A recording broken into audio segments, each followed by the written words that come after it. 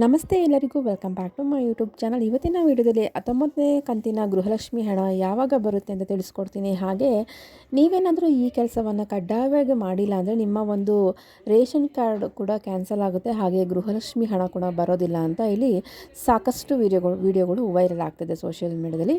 ಇದರ ಬಗ್ಗೆಯೂ ಸಹ ಒಂದಷ್ಟು ಇಲ್ಲಿ ಮಾಹಿತಿನ ಕೊಡ್ತೀನಿ. ಅದಕ್ಕೂ ಮುಂಚೆ ನೀವೇನಾದರೂ ಫಸ್ಟ್ ಟೈಮ್ ನಮ್ಮ ಚಾನಲ್ ನೋಡ್ತಾ ಇದ್ದರೆ ಪ್ಲೀಸ್ ಸಬ್ಸ್ಕ್ರೈಬ್ ಮಾಡ್ಕೊಂಡು ನೋಡಿ, ಹಾಗೆ ವಿಡಿಯೋನ ಕಂಪ್ಲೀಟಾಗಿ ವಾಚ್ ಮಾಡಿದ್ರೆ ನಿಮಗೆ ಮಾಹಿತಿ ಕೂಡ ಕಂಪ್ಲೀಟಾಗಿ ಅರ್ಥ ಆಗುತ್ತೆ.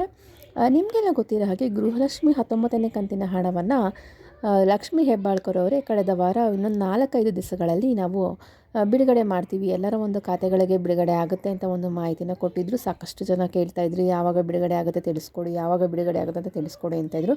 ಅವರು ಹೇಳಿದ ಹಾಗೇ ಇಂಥದೇ ದಿವಸ ಬಿಡುಗಡೆ ಆಗುತ್ತೆ ಅಂತ ಇಲ್ಲಿ ಯಾರೂ ಕೂಡ ಹೇಳೋಕ್ಕಾಗಲ್ಲ. 1-2 ದಿವಸ ಹೆಚ್ಚು ಕಮ್ಮಿ ಆಗುತ್ತೆ ಅಂತಲೇ ಹೇಳ್ಬೋದು.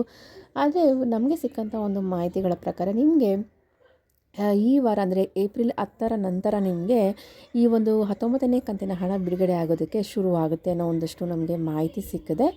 ಸೊ ಹಾಗಾಗಿ ಇನ್ನೊಂದು 3-4 ದಿವಸ, ಇನ್ನೊಂದು ದಿವಸದಲ್ಲಿ ನಿಮಗೆ ಎಲ್ಲರ ಒಂದು ಖಾತೆಗಳಿಗೆ ಹಣ ಕೂಡ ಬಿಡುಗಡೆ ಆಗುತ್ತೆ. ಅದೇ ರೀತಿಯಾಗಿ 18ನೇ ಕಂತಿನ ಹಣ ಭಾಳಷ್ಟು ಜನಗಳಿಗೆ ಬಿಡುಗಡೆ ಆಗಿರಲಿಲ್ಲ, ಅದನ್ನು ಸಹ ಕಳೆದ ವಾರದಿಂದಲೇ ಬಿಡುಗಡೆ ಮಾಡೋದಕ್ಕೆ ಎಲ್ಲರ ಖಾತೆಗಳಿಗೆ ಬಿಡುಗಡೆ ಮಾಡೋಕ್ಕೆ ಶುರು ಮಾಡಿದ್ದಾರೆ. ಇವೆಲ್ಲ ಒಂದು ಪ್ರೊಸೆಸ್ ಮುಗಿದ ಮೇಲೆ 19ನೇ ಕಂತಿನ ಹಣವನ್ನು ಬಿಡುಗಡೆ ಮಾಡ್ತಾರೆ. ಹಾಗಾಗಿ ನಿಮಗೆ ಮುಂದಿನ ವಾರದಲ್ಲಿ ಖಂಡಿತವಾಗೂ 19ನೇ ಕಂತಿನ ಹಣ ಬಿಡುಗಡೆ ಆಗೋ ಚಾನ್ಸಸ್ಸು 99% ಇದೆ ಅಂತಲೇ ಹೇಳ್ಬೋದು.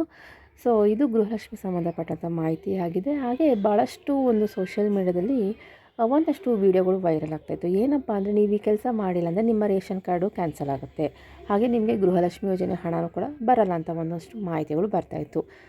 ಏನಪ್ಪ ಅದು ಅಂದರೆ ನಿಮ್ಮ ಹತ್ರ ರೇಷನ್ ಕಾರ್ಡ್ ಏನಾದ್ರು ಇದ್ದರೆ ನೀವು ಅದಕ್ಕೆ KYCನ ಮಾಡಿಸ್ಬೇಕಾಗುತ್ತೆ. KYCನ ಹೇಗೆ ಮಾಡಿಸೋದಪ್ಪ ಅಂದರೆ ನಿಮ್ಮ ಮನೆಯ ಒಂದು ಯಾರೆಲ್ಲ ಒಂದು ಸದಸ್ಯರಿರ್ತಾರೋ ಅವರ ಒಂದು ಆಧಾರ್ ಕಾರ್ಡನ್ನ ರೇಷನ್ ಕಾರ್ಡ್ಗೆ ಲಿಂಕ್ ಮಾಡಬೇಕಾಗುತ್ತೆ. ಸೊ ಹಾಗಾಗಿ ಯಾರೆಲ್ಲ ಈ ಒಂದು ಲಿಂಕ್ ಮಾಡಿಸಿಲ್ವೋ, ಆಧಾರ್ ಕಾರ್ಡನ್ನು ಲಿಂಕ್ ಮಾಡಿಸಿಲ್ವೋ ಅವರು ನಿಮ್ಮ ಹತ್ತಿರದ ಒಂದು ಸೇವಾ ಕೇಂದ್ರಗಳಲ್ಲೂ ಹೋಗಿ ಮಾಡಿಸ್ಕೋಬೋದಾಗಿದೆ. ಇಲ್ಲಾಂದರೆ ನಿಮ್ಮ ಹತ್ತಿರದ ಒಂದು ಡಿಪೋ ಅಂದರೆ ರೇಷನ್ ತೊಗೊತೀರಲ್ಲ ಅಲ್ಲೂ ಹೋಗಿ ನೀವು ಈ ಥರ ಆಧಾರ್ ಕಾರ್ಡ್ ಲಿಂಕ್ ಮಾಡಿಸ್ಬೇಕು, KYC ಮಾಡಿಸ್ಬೇಕು ಅಂದರೆ ಅವರು ನಿಮಗೆ ಎಲ್ಲವನ್ನು KYC ಮಾಡಿಸಿ ಕೊಡ್ತಾರೆ.